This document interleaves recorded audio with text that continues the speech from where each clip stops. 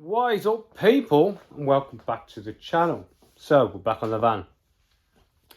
We need to make this diff. We stop the steering until I understand exactly where my diff is going to be, and then I need to get the diff in place so we can make the front bars for the chassis, because I want to check my droop before we finalize rack height. That's where it's going to be. That way, front to back is going to be there, but I want to know height in case we just need to tweak it. So, diff. Let's show you what we've got. So, this is what's in the car. This is what's in my blue car. Quaif, these. So, I'm going to make new ones of these. I've actually got the round stock. So, I'm going to get two of them chopped off for me. I'm going to make new ones of these, non-eccentric, just straight in the centre. So that's the diff we're going to use, well, the same as. So this is the mount that goes under the car.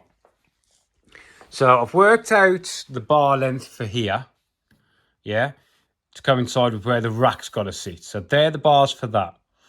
I've worked out the dimension of this in correlation to the engine casing using this dimension here plus the thickness of this. So we know that that has to sit there, right? So we can work out quite a lot from that point. But I was sitting here thinking, this is my adjustment on the on the blue car. You get underneath, you have to slacken these four. That's like a pivot, and this is a slotted hole. And then you adjust this, and it moves the diff up and down. Blah blah blah. And the reason it was like that is because the steering rack literally runs right beyond the diff. Well, it doesn't now. I am wondering if I modify the design ever so slightly to have the adjuster screw on the top, so I can literally lean in the engine bay, nip, nip, nip, nip, and say get a big hex bar or something and just turn, nip, nip. So instead of the diff pivoting this way, it will pivot this way. Now, it's not ideal because this is where the power side is. So this pulling on this side, which is why I had the pivot here. So it pulls on that end. That's why I adjusted there. But I can't see it being such a big issue. I'm going to make new adjuster bolts. They're going to be so much better than what I've got on here. It's going to be a big piece of billet. And it will be nicer than this. It will be all threaded, all singing and dancing. So we'll do that another day. But I'm thinking for usability, so I don't have to get the car up on the air jacks every time I need to play with the chain. But this is just, or do I just leave it as it is? Just modify the design slightly. Oh, let me think for a minute. Decided I'm going to go with what I know works, and we are going to leave it alone. All we're going to do is slightly modify the adjuster side of it, just to make it a little bit neater and better. So we need to copy the design onto steel and make the changes all at the same time. Why? So this is what we got. So we're going to put that on here, but we're going to modify our dimensions, but we've got to keep this point the same, yeah, because that is the chassis, well, the engine. That's where the engine is. So that has to be the same. And then we've got to go from there to there, which is 160 mil to the end, to that square line. So I'm going to measure 160 mil in, put our line on there, and that's where we've got to go to. Then here is going to be, what did I just do with that? That. So that's going to be there, yeah? And that's going to be there. So imagine that there, 160, and then the rest is there. So what I'm going to do is I think I'm going to run this plate down to the top, so I can run a weld all the way around, even though it's having box section on the inside as well. So I'll knock these plates out. It's literally a draw round. Find some way of, but I might just cut that out, draw around it and freehand it with the plasma. Something like that maybe. Right, let's get this done, shall we?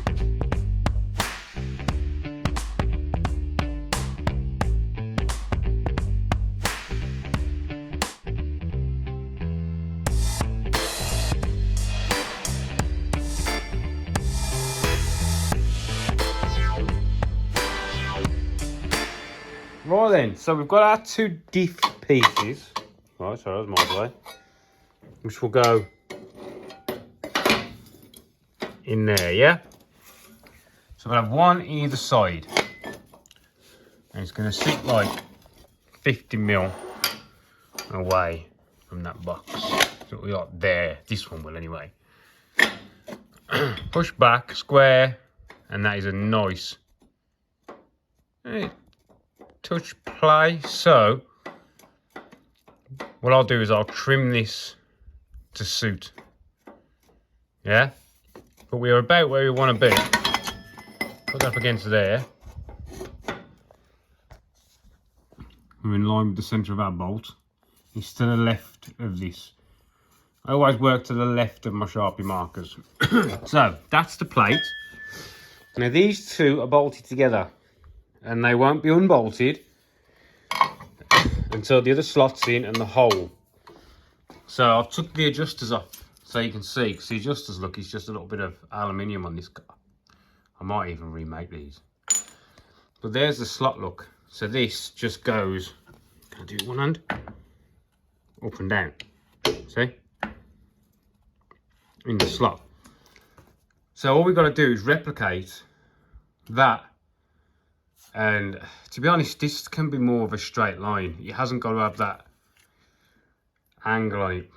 I don't even know why I did that, but yeah, so we've got to replicate this. So we need the PCD for these 2 bolts. Yeah, this slot is just straight up and down. Because it's only very small movements up and down, it's not really arcing. That's only like an inch slot, I think that was. Inch a quarter slot, something like that. If your chains stretch more than an inch, it's in the bin, you know what I mean? So we need to redo the slot, cut the circle out. Then I've made the strips, 1-inch strips for these. So this one was all individual pieces, but I'm going to bend it in the bender. So that's going to go all the way around. So we have the welded box section, strip all the way around, hole, slot. Then for the adjuster, I think what I'm going to do is I'm going to make a collar for inside there, recessed with a, maybe something like this. But I think it might have to be threaded all the way. I'm not sure. Let's see. Oh, I might get away with it. Oh no. Basically, this will be up inside there like that, and so it won't stick out. I mean, it doesn't matter if it sticks out or not, because the diff at its highest point still sits out at the bottom, the sprocket. So it's gonna have to have like a guard on here, because this car is going to be slightly different. This one had a big splitter underneath. With this one, the splitter is going to fit to this box section, and then this is going to be alley skinned. So I'm thinking if I put that up inside, oh sorry, I've got less chance of it getting damaged. Or do I just put exactly the same as what I've got there with the 17mm hanging out? Because that was okay, because I had the splitter underneath. Well, this I don't really want to get damaged. I don't know. But anyway, I'm thinking make, you know, a nice piece to go inside. So 16mm hole, 10mm hole, and, you know, bore it out so that slots up inside kind of thing. And then remake the adjuster. But I think I might have this, because I had this in line with the bolt to help stop pulling. But with this one, I'm thinking about using a block, yeah? Then this bolt will be next to it and incorporate a lot more. So this will be here, like here, and the block will be all threaded all the way through, and then it'll just have a hole this side, so it goes up and down as a bigger unit, so you got less chance of it flexing. Do you know what I mean? I went like that because I needed to do it in a rush, and these have been on years now, so yeah. But I think I'm going to give up for today and go in and have some food and chill out my son a little bit.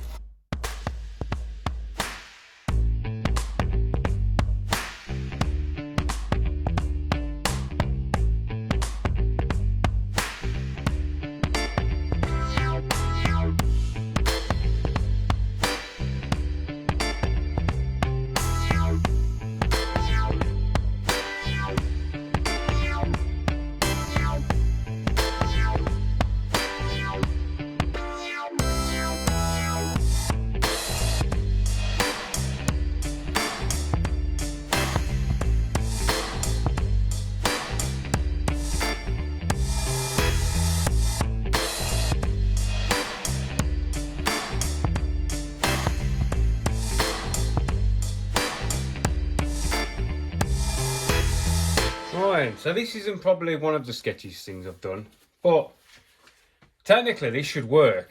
So you saw me drop my hole in, yeah, which was just a bit of maths from my arc to the centre of that bolt, centre punch it, a couple of holes. But this one, what I'm doing is I've bolted this down, but what it's doing is going all the way through the T-slot and home in the bed.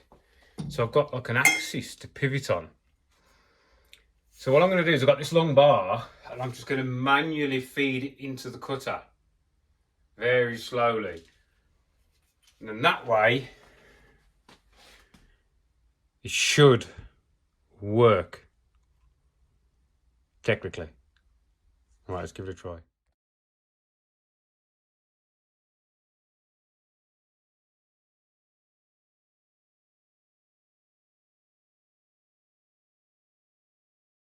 Well, it worked. Got a fine arc. That ain't too bad. I'm wondering now whether I want to come up a little bit more. Yeah, I might come a bit more. I just stopped to see where we were at. I think my finishing mark was this one there. But I was just, you know, getting a bit worried, so I thought, we'll have a quick look. But now it looks alright, doesn't it? Right, I'll get this last little bit done.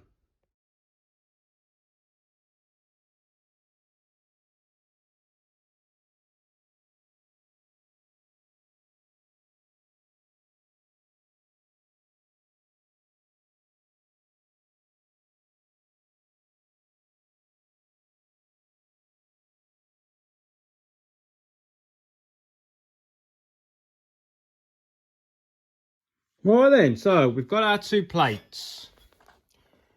Milled, slotted and all that. So that is running on the correct arc, and so is this, as best as I could get it. But it's basically bloody straight. Do you know what I mean? But we've got to take into account that arc when we come to do our use this one, our adjuster. So our adjuster bolt, before, I'll put it, that was on the end and that was there, yeah, pushing up and down. Well, what I want the bolt there now, yeah. So the bolt's going to be there, and there's going to be a block coming off. It's going to have the bolt through it for the diff, and then a hole threaded. So you just loosen that up, adjust, and then tighten it back up. Because we've got more space now, so I can get a bigger block in, which will give us more footprint. So at the minute, the footprint on this is only small.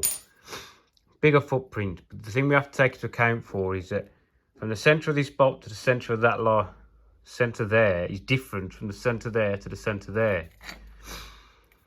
So the hole that we put in the block needs to be slotted the difference. Yeah? So we'll take a measurement from there. So we'll put a line down there, a line down there, and then we'll see what the difference is. Do you know what I mean? Because it's going to have to be instead of having an oversized hole, I want a slotted hole. Because if we look at, let me put you back on the tripod. This is our bolt, yeah? This hole is reamed. It does go in. It's just a precise fit because I want it to pivot. Don't want any wobble. And then these holes goes in, and there's like no, I don't know if you'll see, very minimal slide to side. That's how I want it to be in the up and down on the block. Because if it goes up and down, you got a chance of the diff doing this. I want 0 up and down. Don't mind having side to side, because the diff's trying to pull up and down, isn't it? Not side to side. So yeah, this needs no up and down, and the block. You can get what I'm figuring out, Corey. You can get what I'm cooking. You can smell what I'm cooking. So that's going to be there on a block, threaded down here. And I might even put a tab on the top of, I've had to order bolts. So that'll be in there. This is going to be sunk inside the box. So it can't move this end. There's going to be no play that way. And then I might put an eye at the top, like a tab, to keep the top doing this. So it will be snug against the steel. But that's going to be in another video, because this video, I'm guessing, is going to get very long anyway.